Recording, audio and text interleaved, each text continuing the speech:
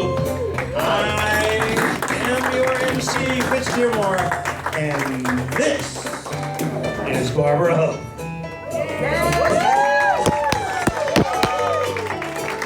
Thank you all for coming out tonight. Yeah, I love it. I love this song. One of these days, that song is going to be on your cards for a Beef Full of Hope, because there's a story there, but not tonight. Our center story tonight is we're going to do a little tribute, a little something different tonight. In December, we lost a storyteller, and we lost a friend, and we lost a dad. And he's with us tonight. He's sitting right there, and his lovely daughter is sitting with him. And we just want to honor him a little bit. He was a member of the Spilett storytelling family. And there's some Spilett folks here. So Steve was a storyteller. Those of you who were here in October when we did it, he was the gentleman sitting in the wheelchair over here. And after we got 4 stories, he calls that bingo. Now, if you look at your cards, there's absolutely no way 4 stories can be told and have bingo. But that was Steve. That was the kind of humor he had. He was a really sweet guy, and he was a good friend. And we miss him dearly. So I have a story, but before I tell my story, I'm going to ask Fitz to get up here and tell a story, because Steve loves stories, and Fitz can tell you a good one. Tell a story about Steve. You want me to tell a story about Steve? Yeah.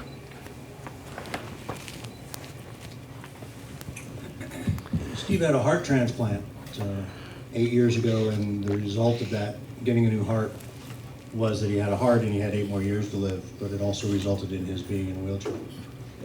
And a lot of people got to know Steve the way I got to know Steve, and that was when Steve showed up and ripped an organ from your body over not properly having handicap parking in an establishment you owned. And that could be Kroger, that could be my coffee shop, Republic Coffee, it could be anywhere.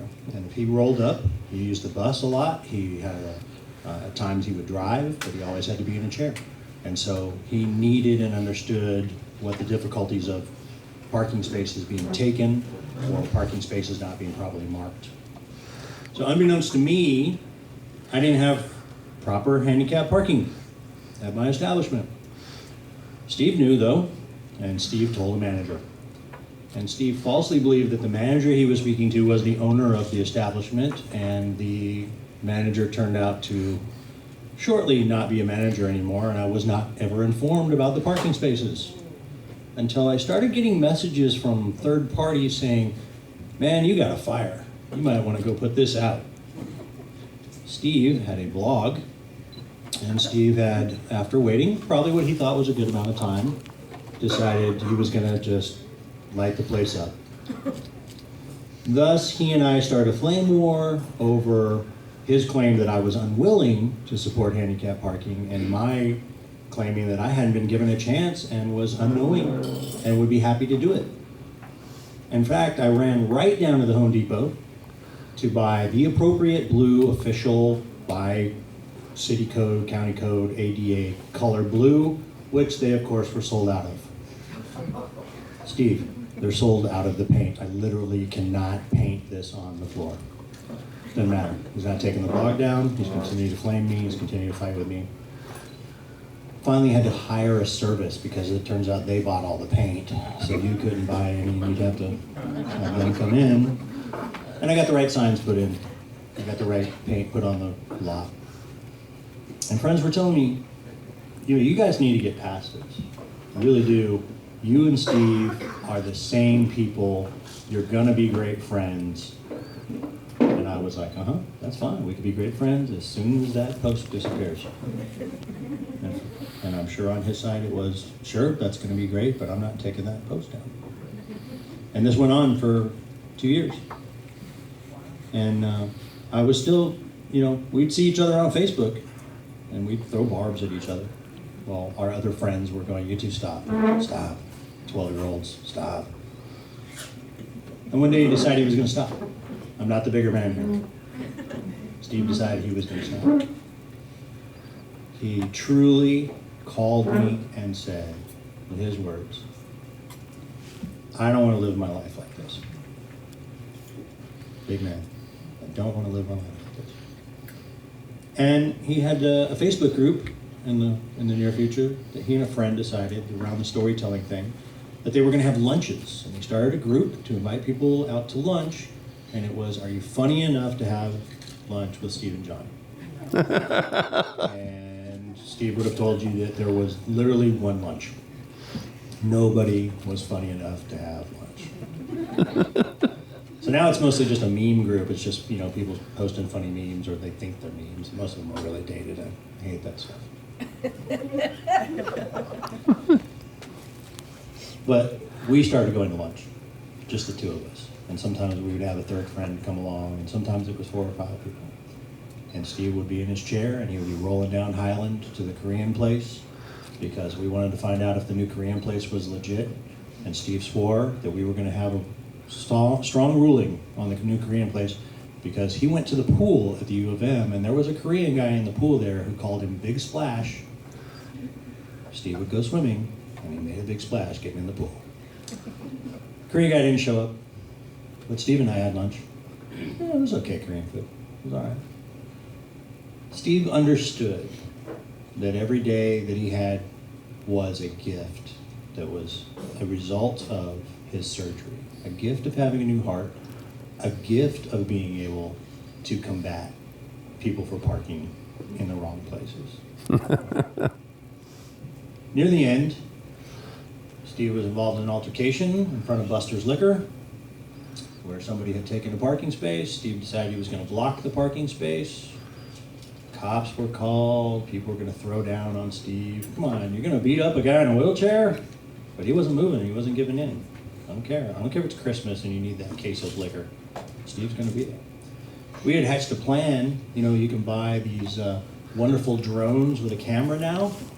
They have a follow me option where you put a remote control in your pocket and then it flies above you and follows you and films. Oh my God, every guy in a wheelchair needs one of these. We envisioned that you would see the bus coming down Poplar and there would be a drone following you. But Steve was going to lunch, or Steve was going to pick up knives. He was one sharp dude. He would go out and sharpen knives. He had a whole setup for sharpening knives.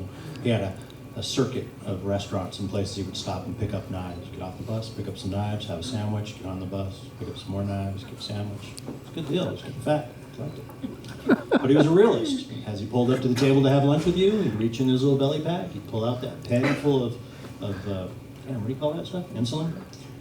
And right there at the table, just bam, right in the thigh. "Okay, I'm ready to eat." You didn't have time to waste. You didn't need to go in the other room to assuage your fear of a needle or something like that. He just took care of business and got to the food. That was the Steve that I hung out with. That was the guy that I really could spend time with, because we saw it. You saw it. You guys saw it. He was a storyteller. I'll let Barb maybe tell you a little bit more about that. But he came, he parked in front of this big crowd. You've got a picture in front of him right there. And he talked about the topic that night was father. Okay? I love that talk. Gonna miss him.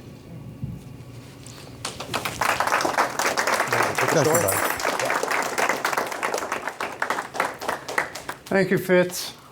Each and every one of us have bookends. We have a beginning and we have an end. And in between the bookends, our birth and our going away, we end up with a life full of stories, all kinds of stories, all kinds of events. And on December 2nd, Steve got his other set of bookends. So I'm going to reach in between his bookends right now. I'm going to pull out a really short story. And it really is a short story. It's a short story that he told me at Novel about a year ago, Novel Bookstore. And it's a short story that he told me about me. And so I was out front of Novel. There was this billet event. I was doing what I normally do before an event. I kind of like get quiet and just sit with the story. I don't rehearse it and try to I just sit with it and just kind of clear everything out of my mind, get ready for the story. And I was out front of Novel. I was all alone, and there comes Steve wheeling across the parking lot. I went, well, this is going to be an interesting night. Here comes Steve, you know. Never know what's going to happen when Steve showed up. So I went to open the door for him, and I opened the door, and he rolled in. We got inside the lobby, and he said, I have a story for you. And I thought, well, great. I'd like to hear it sometime. He said, no, you don't understand. I got a story for you now. And I thought, well, I don't know that we have the time for a story, Steve. And he said, sure we do. It's a short story. So I said, well, okay, let's hear it. He said, well, I was rolling across the parking lot and I saw a woman. And I thought, I might get lucky tonight. And then, as you got closer, I realized who it was. And I thought, well, maybe I'm not going to get lucky tonight. And that's the story. And I said, what? What? Where's the story? And he said, that's the story. I saw a woman.